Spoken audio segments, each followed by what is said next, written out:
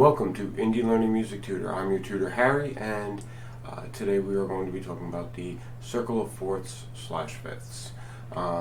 It is a single tool. It's not two separate tools, and you more than likely have seen the circle with any type of musical online search. When we look into the circle of fourths, fifths, it gives us a wealth of information. Most of that stuff is going to be covered on the PDF. I absolutely suggest you go grab the PDF. It's free, so you don't have to pay for any of this stuff. If anything that I am going over, because I'm going to be going over mostly the practice exercises, so if anything I'm saying you don't understand, those terms have probably been covered in the other two music theory courses I did, involving the major scale and intervals. So I was just grabbing those. Again, it's at no cost, so you can feel free to peruse at your will. And without further ado, we're going to go to the action cam. So, if you look on page, I believe it's 3, but it could be 2 of the PDF, you're going to see 2 bass fretboards. This part of the guitar, the top 4 strings, is tuned exactly the same as the bass. The string instruments have an advantage. Well, guitars and basses have an advantage in that they are tuned to fourths, so it makes learning the circle a lot easier and manipulating the circle for practice exercises a lot easier. So what we're going to do is we're going to start on the 8th fret here with our C, and in order to move through the fourths, we're just going to take a fourth motion: C, F, B flat, E flat. Now, what goes below the E flat? If you look over here at the 12th fret, on number 11 you have an E flat, and below it is an A flat. So we're going to go down down 4, 1, 2, 3, 4 to the A flat,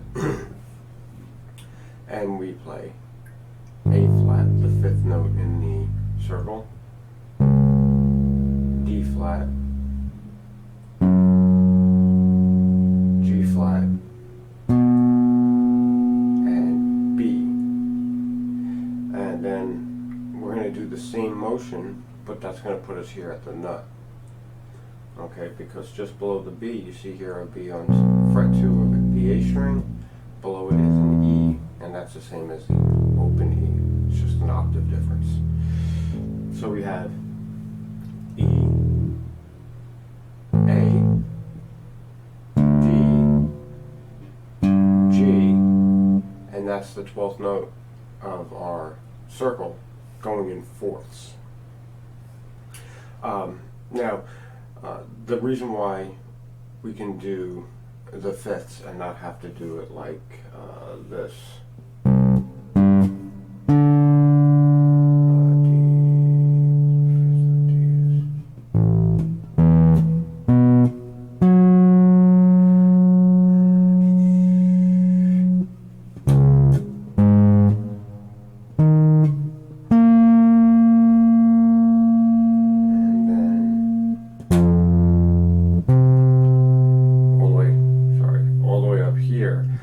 The reason why we don't have to span the entire fretboard to do this is because when we move advancing in a scale in a fifth, we come to the same note if we move descending from the root by a fourth.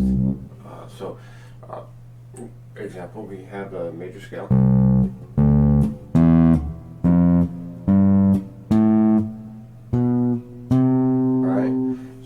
Figure your major scale 1, 2, 3, 4, 5, right? Now if you go from the octave 1, 2, 1, 2, 3, 4, okay? fourth to go down to the fifth of that scale. So we're going to start here on fret 5, and we're going to go C, F, D, A. Now if you remember, just above the A over here is an E. E is also found here on the 9th fret. E, B,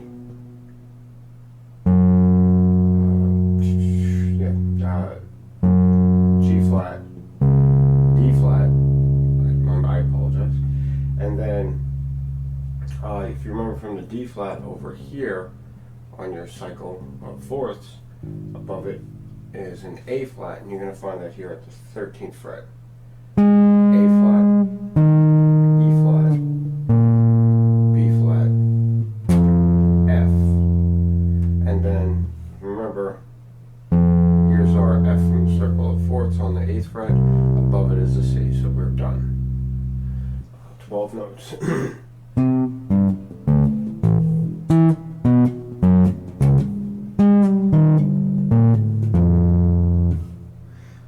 And again, the circle of fourths.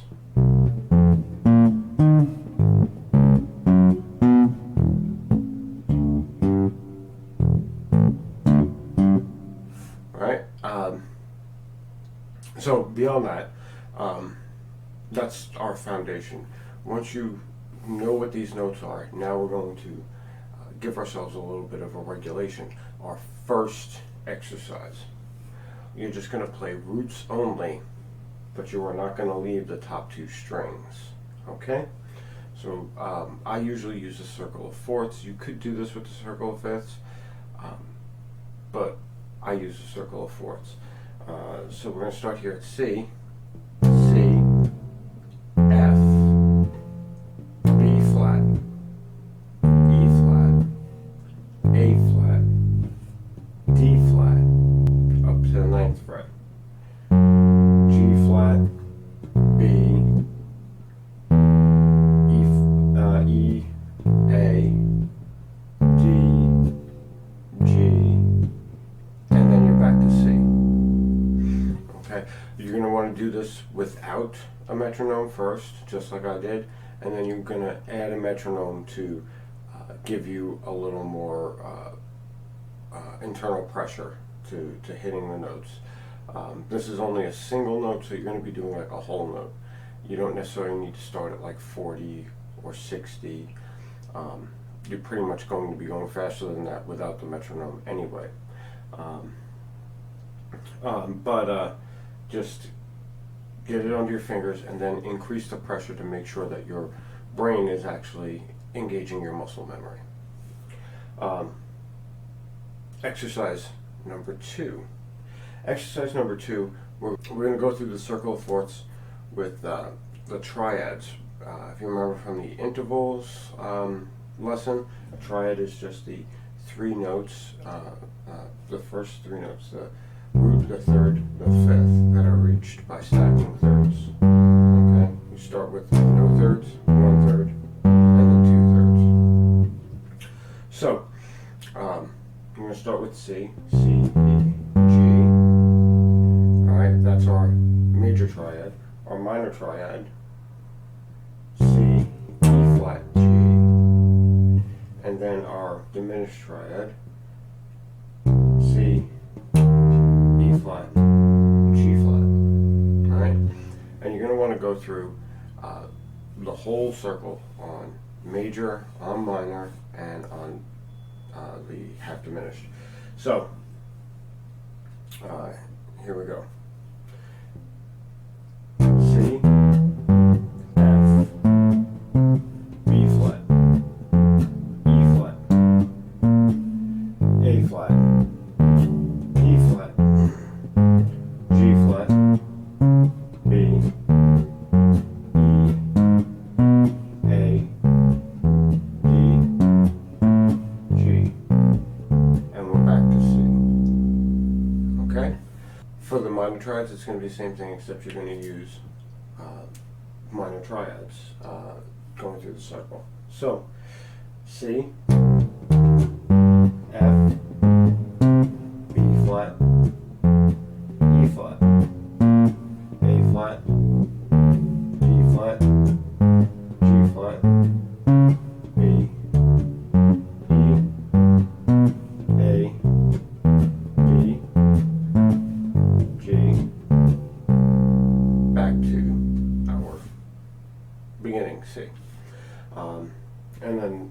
Do I have to finish the same thing? I don't think I really need to reinvent the wheel with that.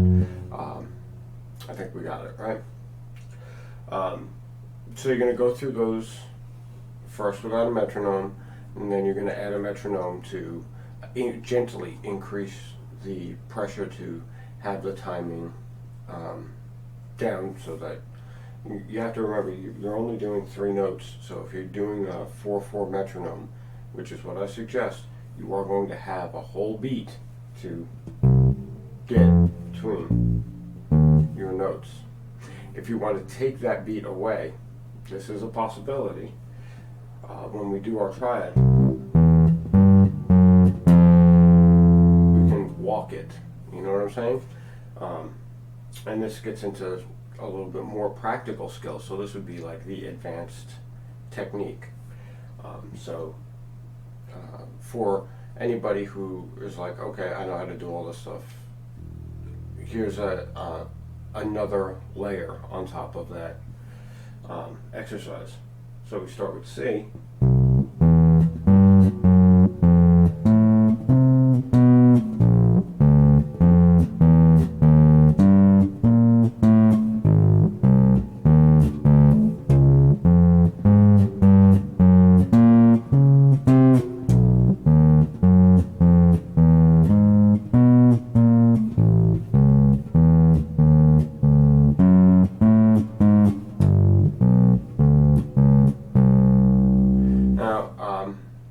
I did have a little bad technique over here.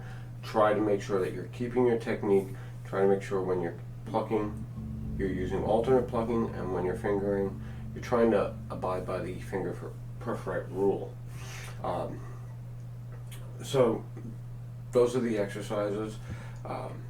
Please, if you really want to get more intimate knowledge of the circle of fourths, fifths, and how key structures are actually formulated, and all of that, the math behind all of this, I would suggest heavily to read the PDF. It has a wealth of information that I just do not have the amount of time to really discuss here on a video.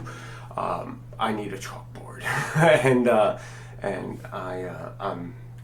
I don't have that technology yet to do the whole writing on the screen. We're working on it. But thank you for coming to Indie Learning Music Tutor, and I hope you get something out of this lesson. And we will see you soon.